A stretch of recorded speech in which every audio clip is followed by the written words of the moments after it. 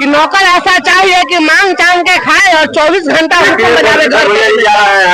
बस फार्मूला है, अपना काम जनता का, भाग में जाए जनता। तो क्या यही आर्थिक न्याय है? नौजवानों के मेहनत की कीमत 8,000 रुपया है। आप कहते हैं अंशकालिक है, तो ये 2 घंटा स्कूल में काम करेगा अपने प्राइम टाइम में, उसके बाद वो कहाँ जाएगा, किसके खेत में बनिहारी करने के लिए जाएगा? शारीरिक शिक्षकों को आज नेगलेक्ट किया जा रहा है, 8,000 में दिया जा रहा है और बिहार सरकार 20 देशों का अंतर्राष्ट्रीय मैच करवा रही है। क्या कहेंगे सर? सरकार में बैठे हुए लोगों का तो फॉर्मूला है कि नौकर ऐसा चाहिए कि मांग चांग के खाए और 24 घंटा हुक्म बजावे घर पे। बस फार्मूला है, अपना काम जनता का, भाग में जाए जनता। ये नौजवान से जो बैठा है ना, सुशासन के लंका में ये सब आग लगाएगा। ये जो है ना, ये जो समझ रहे हैं, जितने भी नौजवानों का सारी सरकार को बर्दाश्त नहीं करेंगे। हम जस्टिफाइड बात पूछते हैं।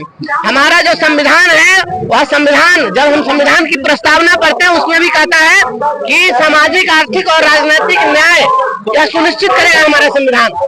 तो क्या यही आर्थिक न्याय है? नौजवानों के मेहनत की कीमत 8,000 रुपया है। आप कहते हैं अंशकालिक है, तो ये 2 घंटा स्कूल में काम करेगा अपने प्राइम टाइम में, उसके बाद वो कहाँ जाएगा, किसके खेत में बनिहारी करने के लिए जाएगा?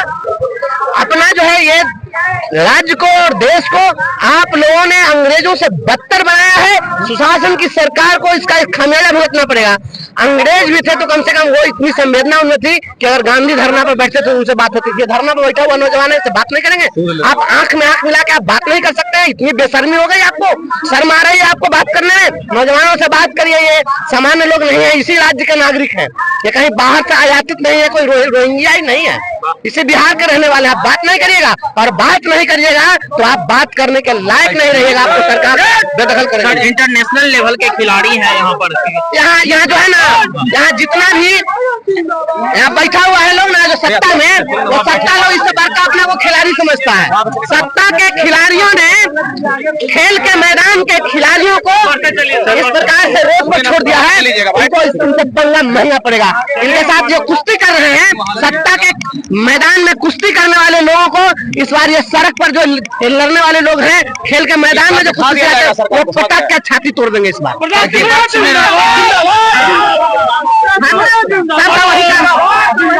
वही काम है, यही तो नेतागिरी है। उन्हें याद हमारी तब आई जब हाथ में उनके कुछ नहीं था, और जब वो ले रहे थे अंग्रेजी, जब सब कुछ उनके पास में था। ऐसे नहीं चलेगा, नौजवानों का शोषण नहीं चलेगा, और नौजवानों के खून और पसीने का उचित मूल्य देना पड़ेगा। नहीं तो सरकार को शिक्षकों के दर्द से शिक्षकों के नेता बने, शिक्षकों के बीच से शिक्षक से इस्तीफा दिया और फिर एमएलसी का पदभार ग्रहण किए ब्रिजवासी ने आज हमारे थ्रू बात करते हुए शिक्षक जो सरकार है, सरकार के ऊपर तंज कसा है, और उन्होंने कहा है कि ये एक ऐसी सरकार, निकम्मी सरकार है जो शिक्षकों को महज 8,000 वेतन में काम करवा रही है, जबकि इन शिक्षकों में ऐसे शिक्षक हैं, ऐसे खिलाड़ी हैं जो इंटरनेशनल लेवल तक खेले हुए हैं। जब वो विपक्ष में रहते हैं तो फिर इन्हीं मांगों को लेकर तख्ती लेकर सदन के बाहर खड़े रहते हैं, लेकिन जैसे ही पक्ष में आते हैं उनका रंग बदल जाता है। गर्दनीबाग से रजनीश राज की रिपोर्ट। शिक्षा एवं स्वास्थ्य अनुदेशक संघ के सम्मानित प्रदेश अध्यक्ष जी, महासचिव जी, समस्त राज्य स्तरीय, जिला स्तरीय और निचली इकाइयों तक के आप हमारे तमाम युवा क्रांतिकारी साथी, तमाम भाइयों बहनों, आपके मामले को लेकर हमारे पास बहुत सारे साथी आए थे। संभव उसमें से लोग यहाँ पर भी होंगे, और हमने उन चीजों को बेहतर तरीके से लिखकर और सदन में हमने प्रश्न डाला। हम लगभग 65 सवाल इस बार हम शिक्षा विभाग से पूछे, लेकिन एक तकनीकी दिक्कत यह है कि शिक्षा का विषय विधान परिषद में केवल शुक्रवार को आता है। हम इसलिए बोल रहे हैं यहाँ कि हम आप लोग बहुत सारे लोग वीडियो बना रहे हैं, यह बात हमारे सभी साथियों तक पहुँच जाए कि हमारी क्या दिक्कत है। हम तो चाहते हैं कि पूरा सदन का पूरा टाइम हमको दे दे कि आपका दर्द हम बयां कर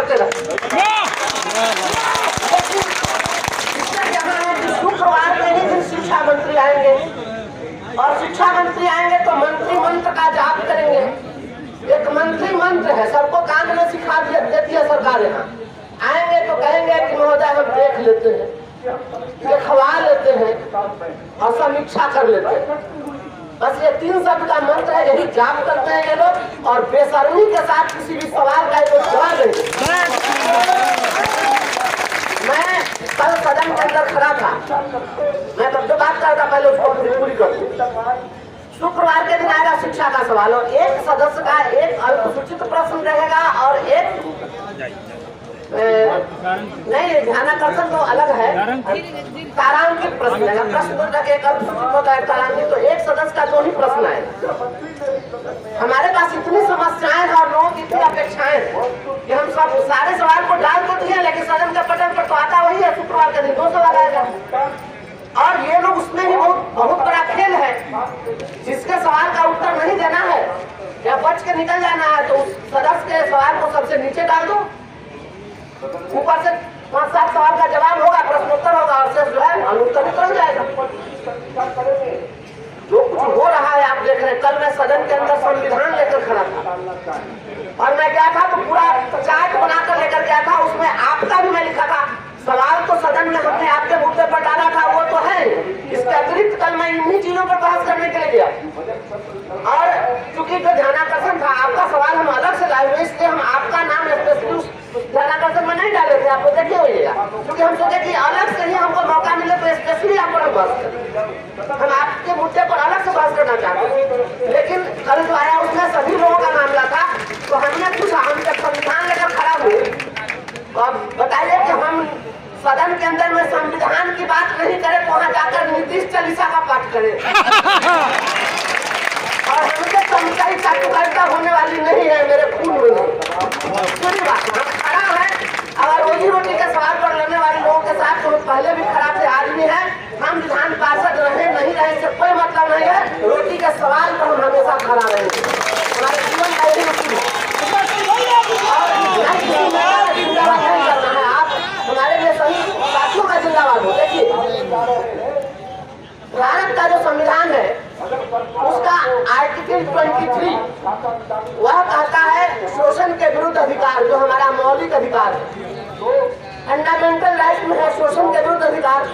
हम यही पूछना चाहते थे। कल हमने इस बात को, आप सुने भी होंगे, मैंने कहा कि आप बताइए संविधान के 4थे अध्याय में राज्य के नीति निर्देशक तत्वों की व्याख्या।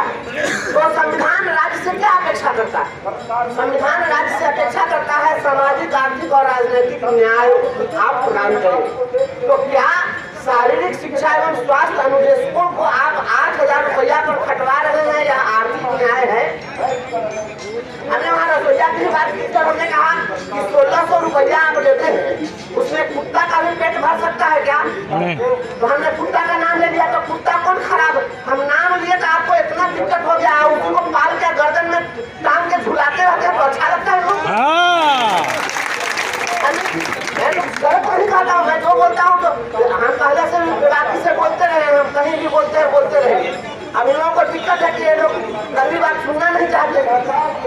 तो एक बात समझिए, बिहार के माननीय मुख्यमंत्री की स्थिति है, हम लोग सोशल मीडिया पर जितना चिल्ला लीजिए, हल्ला कर लीजिए, वो सोशल मीडिया देखते ही नहीं।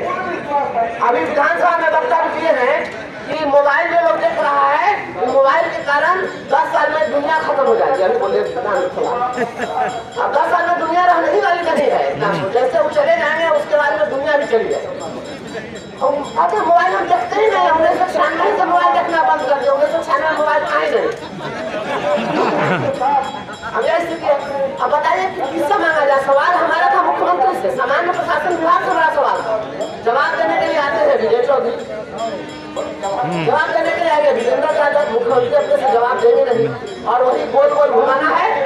हमने डेली वेजेस की भी चर्चा की कि आप ही की सरकार साल में 2 बार आपका श्रम संसाधन विभाग न्यूनतम दैनिक मजदूरी के तालिका को विभाजित करता है और उसमें अकुशल, अर्धकुशल, कुशल, अति कुशल, अलिखित और तकनीकी इन श्रेणियों में कर्मियों को बांट करके उसके लिए अलग अलग वह दैनिक मजदूरी निर्धारित करता है।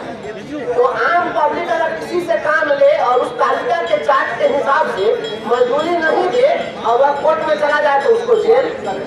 और सरकार जो है पढ़े लिखे नौजवानों को जो ट्रेनिंग किए हुए लोग हैं उनसे 8,000 रुपया पर काम करे तो उनका राशि मिला, सरकार करे तो राशि मिला, पब्लिक करे तो कलेक्टर मिला। स्वयं लगे का यह चल रहा है। और देखिए मैं बताता हूँ, इन लोगों के हुकूमत से अंग्रेजों का राज अच्छा था।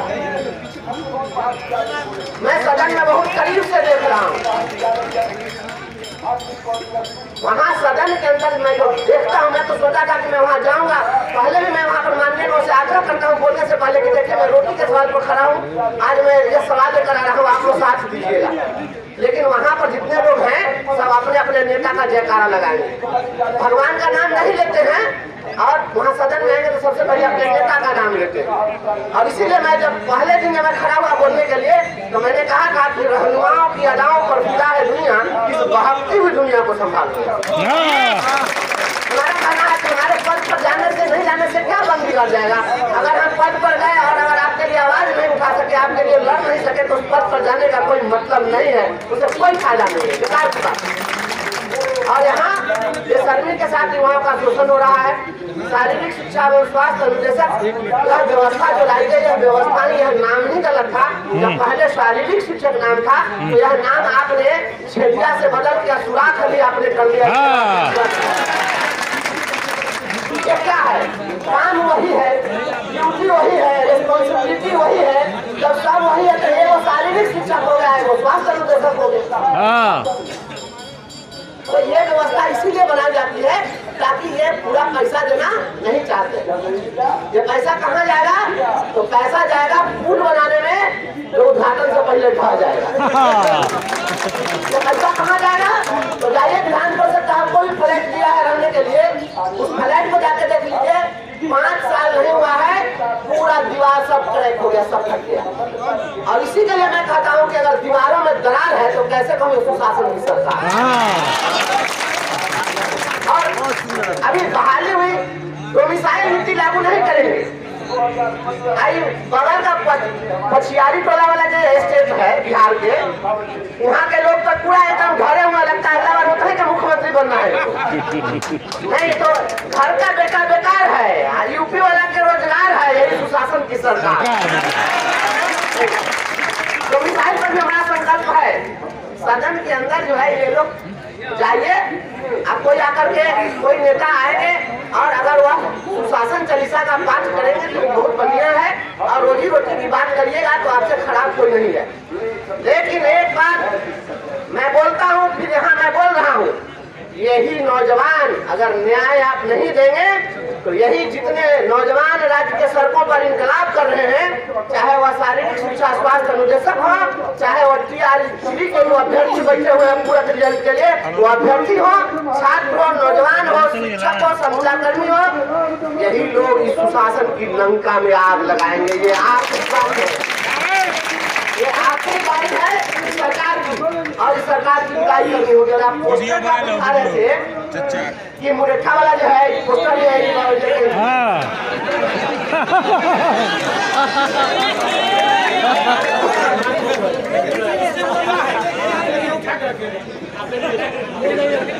पोस्टर जो है हम किसको दिखा रहे हैं? लगाती जिसकी दृष्टि से धृति उपदेशक हुआ है। तो आप क्या कीजिएगा, ये लोग जो है इसमें देख रहे हैं मुरेठा खुल गया है नहीं? हाँ, सब खुल गया है। इसमें जितना लोग है ये सब जब विपक्ष में आता है तो हम लोग की याद बड़ी जोर जोर से आती है। अब बाद में जब वो ले रहे थे अंग्राई, जब सब कुछ उनके पास में था, और उन्हें याद हमारी तब आई जब हाथ में उनके कुछ नहीं।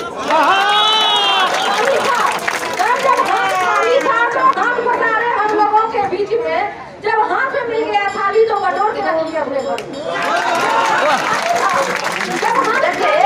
देखिए एक बात समझिए, इस बात को हम चूंकि रोड पर संघर्ष किए हैं इसलिए हम आपके दर्द को समझते हैं। सर इसको सदन में जाके दिखाइए। रोड पर संघर्ष नहीं किया है उसको आपका दर्द समझ में नहीं आएगा। सदन में भी नहीं।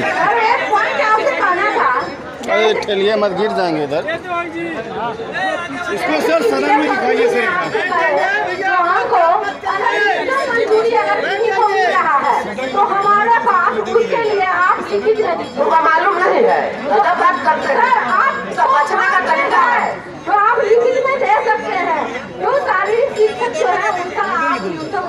हमें सब देंगे, आप बैठिए, हम बताते हैं। लेकिन ऐसा है, सर इस पोस्टर को सदन में दिखाइए आप जाकर। अरे कोई सोया हुआ आदमी होगा तब ना उसको जगाया जाए। आज जगह आदमी को सोने में नाटक करे, उसको क्या जगाइए? सर एक रिक्वेस्ट है, वो डलहौजी कर न सका, वो ये हुक्म कर देंगे मिले कमीशन को पूरे देश को नीलाम। जो वंदे मातरम का गीत गाते हैं सुबह उठकर, वो बाजार में चीजों का दुगना दाम कर देंगे। देखिए एक बात समझिए, आदम गोंडी ने लिखा है कि जितने हराम खोर थे पूर्व जवार में, प्रधान बनकर बैठे हैं अगली कतार में। अब दीवार फाड़ने का जिनका रिकॉर्ड था, मंत्री बन रहे अब तो सरकार में। और काजू होने प्लेट में विस्की गिलास में, और उतरा है रामराज विधायक दीवार। ये लड़ाई आप जो कह रहे हैं, उनको मालूम नहीं है। सदन के अंदर हम बोल रहे थे, हमारा जन्म नहीं हुआ होगा, उस समय से संसदीय जीवन जी रहे थे। और वो अगर कहे कि आपको लगता है कि किसी को न्यूनतम मजदूरी नहीं मिलेगी तो आप लिख करके दीजिए, तो इससे बड़ी और शर्मनाक बात क्या हो सकती है कि किसी राज्य के जो संसदीय कार्य मंत्री हैं और मुख्यमंत्री की पूरी भूमिका वही निभाते रहते हैं और उनको मालूम नहीं हो। ऐसा है, नजर है उनकी आदि मुजरिमों पर इस कदर गहरी, अगर चाहे बता सकते हैं चोरी कल कहाँ हो। मालूम है उनको, क्या मालूम नहीं है उनको, हम क्या बताएं। सदन में बचने के लिए, छिटक के भागने के लिए अपना जो बहाना है अपना बनाते रहते हैं। कल जो आए थे देने के लिए जवाब हमारे ध्यानाकर्षण पर, वह 12 तारीख को ही ध्यानाकर्षण आना था और उस दिन वो बैठे रहे। और जैसे ही ध्यानाकर्षण हमारा आया तो खड़ा होकर कहे कि महोदय आज इसको स्थगित कर दिया जाए। पूरी तैयारी करके तब वो आए थे और सभी लोग को पता है कि खड़ा होगा तो बोलेगा। हम बोलते हैं तो देखते कितना टोका टाकी लोग शुरू कर देता है। टोका टाकी आप कुछ भी करिए, सदन में आप मत बोलने दीजिए। सदन में अगर नौजवानों की बात, रोटी के लिए लड़ने वाले लोगों की बात अगर सदन के अंदर नहीं सुनी जाएगी और उनको बोलने नहीं दिया जाएगा, तो ये लोग भी कल को बोलने के लायक नहीं रहेंगे। एकदम यकीन मानिए, केवल जरूरत है संकल्प लेने की। हम ये लड़ाई, आपकी जो लड़ाई है, इस लड़ाई को हम लोग लड़ेंगे और बेहतर तरीके से लड़ेंगे। हमको इसके सिवा दूसरा कोई काम नहीं। हमको कोई मुंबई में शिपिंग कॉर्पोरेशन नहीं चलाना, हमारा यही कॉर्पोरेशन है और हम आपके लिए लड़ेंगे और ढंग से लड़ेंगे। सर एक रिक्वेस्ट है, इस बैनर को सदन में दिखाइए। सर इस बैनर को सदन में दिखाइए, जो वादा किए थे सामने बैनर आपने अभी जो दिया सिवान में, हमको दे दीजिए। हमारे जो साथी जी हैं वो दे दीजिए। हम लोग 28 तारीख तक सदन है, उसके बाद भी हम लोग और भी तरीके से लड़ेंगे। न्यायपालिका के पड़ों पर भी लड़ेंगे, रोड पर भी लड़ेंगे। प्रदर्शन सब होगा। और इस सरकार से जो पोस्टर था गाँव में आप लोग देखे होंगे, वो दे दीजिए सर को।